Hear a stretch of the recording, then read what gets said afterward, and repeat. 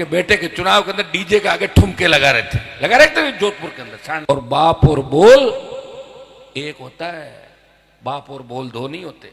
नहीं न मानता वसुंधरा को नेता, तो भ्रष्टाचार की जननी है, देवी है भ्रष्टाचार की, नहीं मानूंगा इसको। लड़ाई लड़ रहा हूं और मेरे हिसाब से तो जितनी लड़ाई मैंने लड़ी उससे आधी लड़ाई भी लोग नहीं लड़ते। और चलते चलते सड़क पर अगर कहीं लग जाए, मुझे रात को अन्याय हो रहा है, वहीं गाड़ी रोक देता हूं। क्या बात है भाई, बताओ क्या तकलीफ है? लोग कह रहे हम तो गहलोत के विरोधी हैं, उनके परिवारों को जेलों के अंदर ठूस दिया। और जब गहलोत की सरकार गिर रही थी तो हनुमान बेनीवाल के तीनों विधायक अशोक गहलोत की सरकार गिरा रहे थे। क्या कर रहे थे? गिरा रहे थे। और ये लोग उसकी सरकार बचाने के लिए भाग रहे थे और उनके बेटे के चुनाव के अंदर डीजे के आगे ठुमके लगा रहे थे जोधपुर के अंदर, शाननगर के अंदर। तो भाइयों एक बात को याद रखो, कथनी और करनी के अंदर अंतर नहीं होना चाहिए। और बाप और बोल एक होता है, बाप और बोल दो नहीं होते। लोग मुझे कहते हैं आप भी बीजेपी के थे। हाँ था, बीजेपी के अंदर आंतरिक लोकतंत्र की बात करी। मैंने कहा मैं नहीं न मानता वसुंधरा को नेता, तो भ्रष्टाचार की जननी है, देवी है भ्रष्टाचार की, नहीं मानूंगा इसको।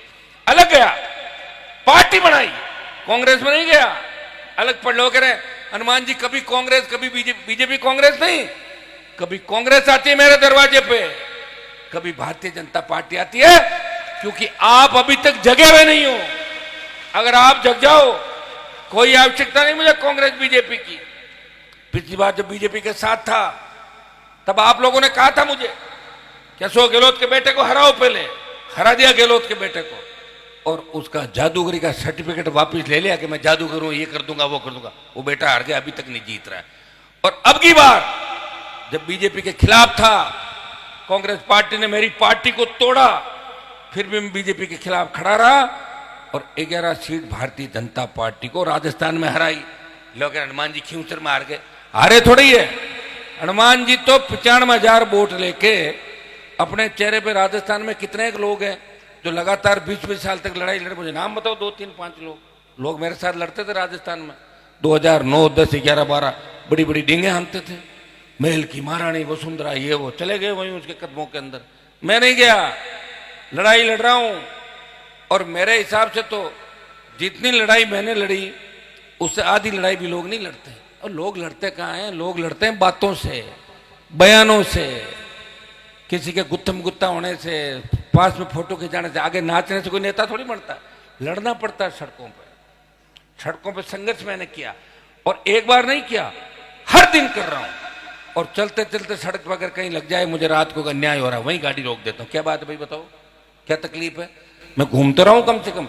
तेजाजी महाराज के जयकारे को विधानसभा लोकसभा के अंदर ले जाके, जब मैंने लोकसभा में तेजाजी की जय बोली तो मोदी जी ने कहा कि हुई तेजाजी, राजनाथ सिंह जी बैठे थे, तेजाजी कौन थे? उस मोदी को खरनाल में नाक रगड़वा दी तेजाजी के मंदिर में। ये है तेजाजी। मंदिर बनावा थोड़ा है अभी, कहां है मंदिर बनावा बताओ मुझे? मंदिर बनावा नहीं है, फिर भी नाक रगड़वा दी। और मैं आपको विश्वास दिलाता हूं, मेरे संघर्ष से मुझे फायदा मिले कि नहीं मिले, मेरी कौम को फायदा निश्चित रूप से मिल रहा है। कोई उपराष्ट्रपति बन रहा है, कोई मंत्री बन रहा है, कोई राज्यसभा में जा रहा है और कोई अधिकारी बन रहा है। यह आरक्षण आंदोलन जब चला तब मैं विश्वविद्यालय का अध्यक्ष था। मुझे अच्छी तरह याद है कि आरक्षण आंदोलन के अंदर कोई नौजवान नेता उस समय घूम रहा था जिसकी उम्र 26, 27, 28 साल थी। हनुमान बेनीवाल तो राजस्थान के प्रत्येक कोने के अंदर घूम रहा था।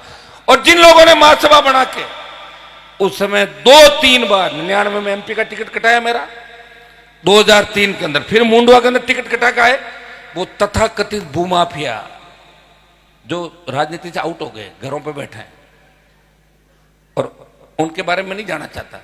लेकिन हनुमान बेनीवाल ने हिम्मत कभी नहीं हारी। उस आरक्षण आंदोलन की लड़ाई के समय आप लोग जागरूक नहीं थे।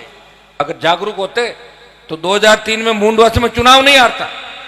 एक यादव उम्मीदवार को मेरे सामने मुंडवा के अंदर, जहां 1 लाख जाटों के वोट थे, उसको जिता के लोगों ने भेजा। और 20 साल जब मैंने लड़ाई ली, मैंने कहा अब लोग सुधर गए होंगे, लेकिन लोग अभी भी सीधे हैं, लोग तकलीफ नहीं समझते। और बात जाने का, अभी मैं देख रहा था कई लोग उठ के जा रहे थे, वो ना समझे, उनकी गलती नहीं है। कह रहे थे मां नींद आवे तो जाओ ले लो नींद, कर लेना कर जा मां, मेरे को भी नींद आ जाएगी, फिर क्या करोगे? है क्या कोई लड़ने वाला?